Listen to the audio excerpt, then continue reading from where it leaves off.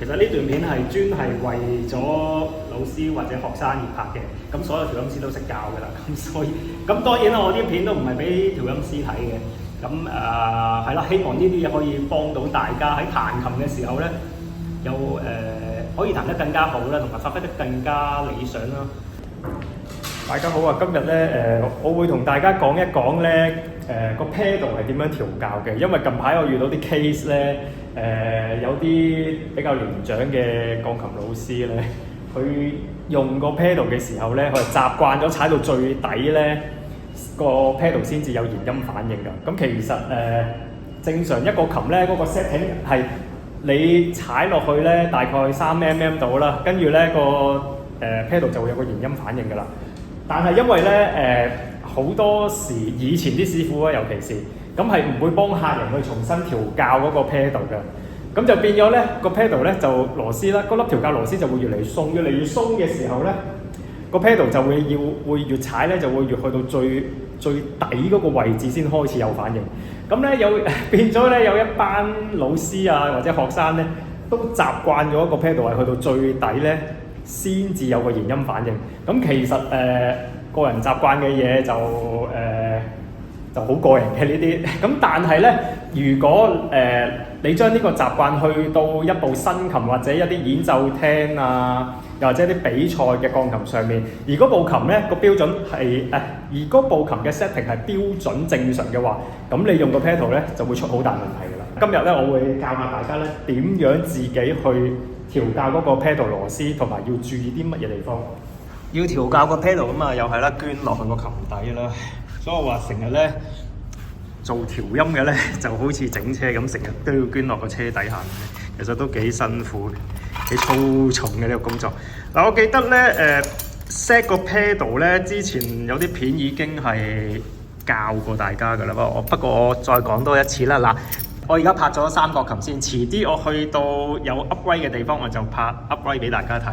我哋落到嚟個琴底下面 set 嗰陣時咧，首先你其實唔使睇上面㗎啦，你就係靠摸就得㗎啦。咁一陣再話俾大家聽咧，上面要注意啲咩？左邊 pedal， 咁左邊 pedal 咧撳落去咧要冇虛位嘅，冇虛位嘅話咧，其實咧你調校到呢個最高冇虛位就得㗎啦。咁呢粒螺絲係點嘅咧？下面嗰粒咧嗱，其實上下咧都係擰得嘅。下面呢粒咧獨立擰鬆佢，咁咧然之後呢一粒先至係調校佢呢個高低嘅，調校佢個 pedal 咧遲啲有反應定係早啲有反應就靠呢粒嘅。咁你冇嘅，你擰到佢最高先，跟住試下啦。咦用隻手撳下，冇咗嗰個虛位啦，咁咧基本上就 OK 噶啦。咁但係唔好不停咁擰到自己都唔知擰咗去邊喎，因為你會變咗咧 over 咗嘅時候咧，就唔踩左邊 pedal 咧，都變咗有左邊 pedal 個效果㗎啦。我哋會調校呢度，調校到有好少虛位，咁咧呢度基本上就啱㗎啦。咁啊少到大概摸落去1mm 啊2mm，冇虛位咁滯啦，就 OK 㗎啦。咁有啲人會以為有虛位啊，左邊 pedal 其實冇㗎。好啦，咁我哋而家爭少少咁擰啦，跟住又試下啦，又擰啦 ，OK 啦 ，OK 得嘅時候，下面一粒螺絲擰翻上去，夾住上面嗰粒。嗱，我一陣會用工具咧將佢擰緊嘅。咁兩粒螺絲咧，呢粒螺絲一路擰上去頂住上面呢粒螺絲，咁咧擰到緊咗啦，咁佢就會 fix 死咗，固定咗喺度唔喐噶啦。中間 pedal 一樣嘅啫。咁我而家撳落去。冇虛位嘅 ，OK 嘅，咁唔使校啦。到右邊 pedal 啦，咁右邊 pedal 又係啦，你用自己用隻手撳就得㗎啦，唔使用腳嘅。一陣再用腳試啦。撳嘅時候咧，要 feel 到有個虛位，然之後重咗啦。咁重咗嗰下咧，就真係個製音器被打開咗啦。咁你呢個下虛位咧，如果卡哇伊個 setting 咧就2mm嘅，咁我會覺得3mm 比較恰當嘅。咁我會 set 3mm 左右啦。咁而家佢係嗰個虛位比較大嘅，我估有成1mm 㗎啦。而家咁咧要調校嘅時候咧，就都係扭呢粒螺絲嘅啫。嗱，咁樣鬆開，下面嗰粒已經係最底咯，鬆晒啦。好啦，咁啊上面可以擰上去啦，一路擰一路摸下啱唔啱啦？係咪3mm 個感覺啦？嗱，呢個我中意3mm啊，差唔多2-3mm，OK 啦。嘅時候咧，呢粒螺絲擰翻上去。OK， 好嗱。通常雅馬哈卡哇伊啲咁好嘅琴咧 ，set 呢啲 pedal 就好簡單嘅，就好似我頭先講嘅。咁亦都好容易就可以 set 到㗎啦。但係有啲唔知乜嘢牌子嘅奇怪琴咧，你會發覺你 set 極都係爭啲嘅。咁嗰啲就算啦，由佢盡量做就算㗎啦。好啦，而家搞掂咗啦。咁咧大家會留意到呢度有粒螺絲，呢度有粒螺絲。呢粒螺絲咧，其實咧係攞嚟控制嗰個 pedal 踩到盡嘅時候，個 damper 打開嗰個高度嘅。佢而家應該係擰到盡咗，擰到最高啦。我見佢。咁你想個 damper 再開多啲都唔得噶啦。嗱，咁點為之係開到一個正常位置咧？就要上翻上去先。係，我哋嗱而家試下左邊先，左邊冇開位嘅，跟住咧。踩落去嘅時候，琴鍵向右邊喐，咁咧喐到咧，其實唔係睇琴鍵喐幾多啊，睇個錘喐幾多啊。咁我喺之前段片播音嗰度有講過嘅啦。嗱，而家個錘咁樣打落去線係未踩嘅，踩咗打2條半線 ，OK 啦，咁就位置標準啦。咁咧要調校呢個幅度咧，就唔係扭下面嗰粒螺絲㗎。係扭呢度呢條坑入邊嗰粒螺絲㗎。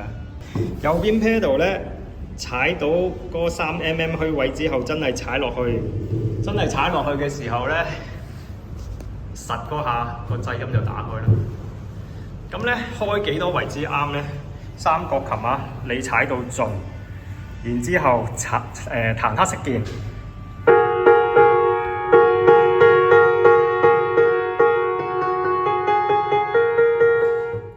見到個黑色鍵有少少跳嘅，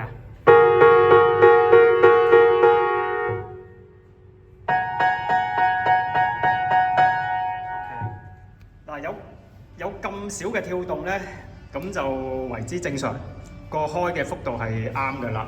咁通常都係5mm 或以上咁啦。中間 pedal 咁啊特定弦音，你要撳咗琴鍵先嘅。嗱，舉例我要特定弦音。我淨係弦呢3個，呢個 chord 啦 ，C major， 撳住啊，撳住個 key 啊，跟住先踩。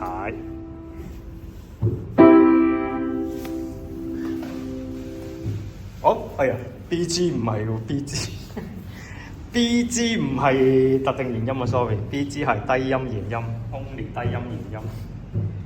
嗰個我遲啲再揾另一部琴再試。喺一個最好嘅調校效果嘅情況之下，你去彈琴咧，其實應該用個 pedal 用得最舒服嘅。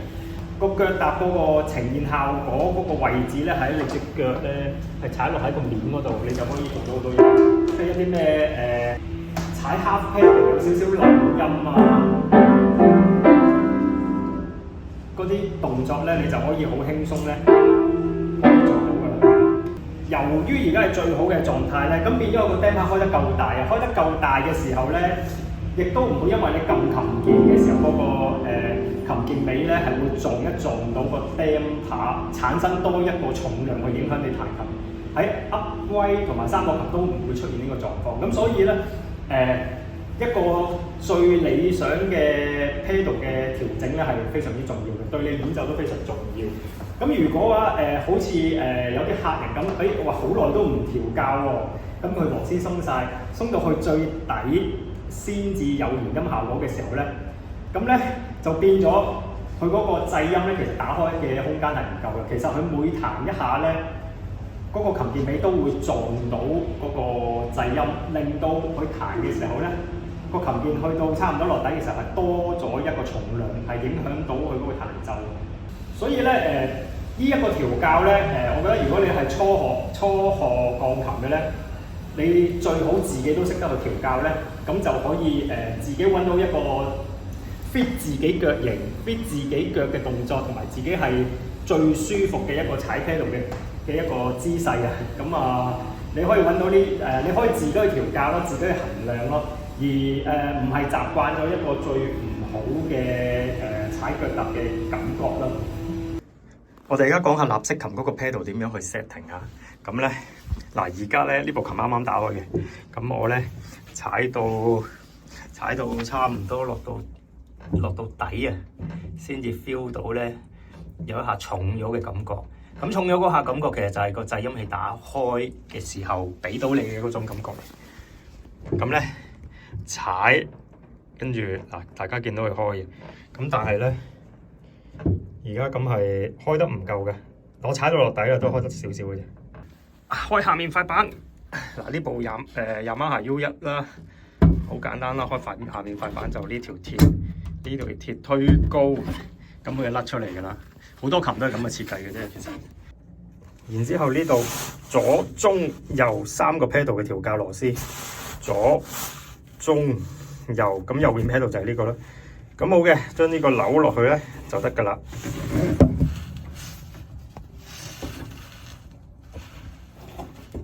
扭嘅時候咧，注意啦，你越係順時針扭落去咧，你就會越早咧 feel 到個 pedal 咧係會早咗打開嘅。扭落去，咁佢咧嗰種感覺就會早啲嚟㗎啦，即係話個 pedal 就會早啲打開。而佢早啲打開嘅時候咧，佢打開嘅幅度咧就一定會大咗啦，好似頭先咁樣。我哋而家啱啱扭咗啦，扭完咧跟住上去睇一睇，喺補充少少。扭嘅時候咧，有陣時你扭嘅時候啊，你扭嘅時候中間呢條螺絲嗰個心咧係會一齊轉嘅。咁變相就即係冇扭到咯，咁所以有陣時啊，如果遇到呢啲情況，你就要揾個鉗咧鉗住中間粒螺絲，咁唔好喺呢度鉗下，會鉗翻啲牙嘅，喺下面鉗，喺下面鉗住粒螺絲，然之後咧先至去扭上面，咁你就扭到嘅啦。嗱，上翻嚟睇我哋頭先扭咗下面調校螺絲啦，咁而家咧踩到盡，明顯比頭先咧係打開咗好多嘅啦。調校右邊 pedal 嘅方法就係咁簡單啫。嗱，如果頭先嗰粒螺絲你扭得太多咧，你繼續扭落去嘅時候咧，你就會扭到唔踩 pedal 都會延音噶啦。咁所以咧，佢係有個極限嘅。咁個極限去到邊，你要自己試。咁總之，你會 feel 到大概3mm 左右啦。然之後咧，先至會感覺到有下重嘅。咁重嘅時候咧，製音器就係打開。下面咧就3至5mm 啦。咁上面咧踩到盡。上面踩到盡嗰個打開個幅度咧，最好咧就超過4mm 以上。而你彈嗰陣時咧，下面個製音係唔會喐嘅。如果你踩到盡，嗱我假設我而家踩到盡啦，咁但係咧你彈嗰陣時咧，再細啲，嗱我當你而家咁樣踩到盡，咁但係你彈嗰陣時，你會見咦下面個製音咧會喐喎。咁樣咧就會冇咁好嘅，因為咧你撳個琴鍵嘅時候咧，差唔多落到底嗰陣時咧，你會 feel 到有下 after touch 嘅。咁點解會好似有一下 after touch 一下阻力咁嘅咧？就係因為個製音棘一棘。嗱，大家而家見到棘一棘嘅，咁樣棘一棘。咁呢下棘一棘咧，可能會影響到你輕力彈嗰陣時咧出現咧 double hit 嘅情況。即係呢啲，咁但係如果開得夠大咧，